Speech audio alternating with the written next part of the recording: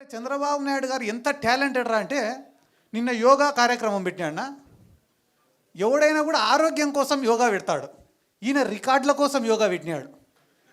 ఎందుకు రికార్డుల కోసం యోగా పెట్టినాడంటే మా ఊర్లో 10 సంవత్సరాల ముందు చచ్చిపోయినోడికి పార్టిసిపేషన్ సర్టిఫికేట్ ఇచ్చినారు యోగాలో. నిన్న మొన్న చచ్చిపోయినోడు కాదు, 10 ఏళ్ల ముందు చచ్చిపోయినోడికి పార్టిసిపేషన్ సర్టిఫికేట్ యోగాలో.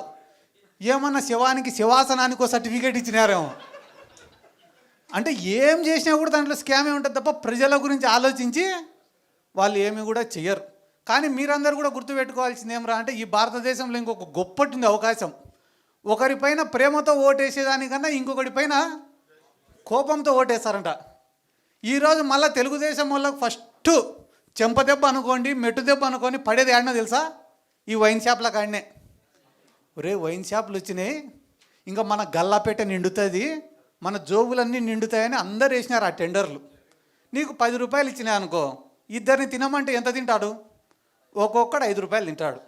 కానీ 10 రూపాయలు ఇచ్చి 10 మందిని తినమంటే ఒక్కొక్కరికి 1 రూపాయి వస్తుంది.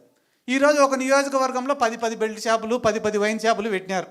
ఫస్ట్ తెలుగుదేశం వాడిది అనేది తెలుగుదేశం కార్యకర్తలే, వేరే ఎవడిది అన్నాడు. అది ఎప్పుడు తెలుస్తుంది? 2 ఏళ్ల తర్వాత లెక్కలు వేసుకునేప్పుడు తెలుస్తుంది ఎంత బొక్క పడింది అనేది. ఇప్పుడే తెలియదు. ఎందుకంటే నేను కూడా మా ఊర్లో ఒక ఏరియా ఉంటుంది, షికారిపేట అని ఒక ఏరియా ఉంటుంది మా ఊర్లో. ఆడ పాపం వాళ్ళు సారాయి కాసుకొని బతుకుతుంటారు. జగన్ సార్ గవర్నమెంట్లో ఇట్లా సారాయి గాయడం తప్పని చెప్పి కేసులు పెడితే దాదాపుగా 700 ఓట్లు ఉంటాయన్నాడ. 700 ఓట్లు ఉంటే 500 ఓట్లు టీడీపీకి మెజార్టీ ఇచ్చింది. నేను అడిగినా, ఏరా ఇన్ని పథకాలు ఇచ్చినారు, ఈ మీరందరూ పేదరికంలో ఉంటే కూడా ఇన్ని స్కీమ్లు ఇచ్చినాడు జగన్ సారు, ఏరా 500 మెజార్టీ ఇచ్చినారా మీరు టీడీపీ వాళ్ళకంటే, అన్న మమ్మల్ని సారాయి కాసుకొనిలే, అందుకే మేము బెయిలే ఈసారి అంతా మూకుమ్మడిగా టీడీపీకి వేసినాము అన్నారు. సర్లే మొన్న ఒక కోర్టు వాయిదా ఉంటే పోతేనే పలకరించేదానికి వచ్చినారు. ఏరా ఇప్పుడు ఈ గవర్నమెంట్లో సుఖంగా ఉండారా అని. అంటే ఊర్లోనే ఎవరం లేమన్నా ఆయన.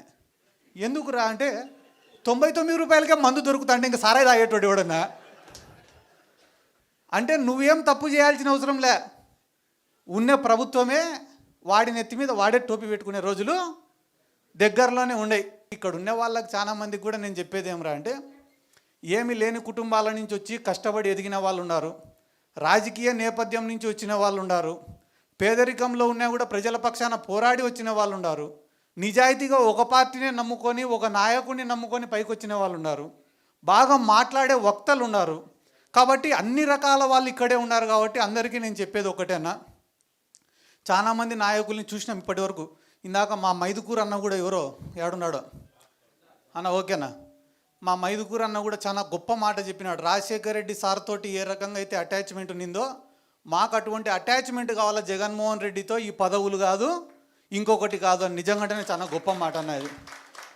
ఎందుకంటే మేము కూడా పనిచేసే జగన్ సార్ ఎప్పుడైనా కూడా శబాష్ అని చెప్పి భుజం తడితే చాలు తప్ప వేరే పదవి కూడా మేము ఎవరం కూడా ఆశించడం లేదు. ఎందుకంటే ఆయన పైన ఇష్టంతోనే అందరం కూడా పనిచేస్తున్నాం. ఎందుకంటే నాకు కూడా చాలా ఉదాహరణలు చెప్తారన్న రాజశేఖర రెడ్డి సార్ దగ్గర నుంచి.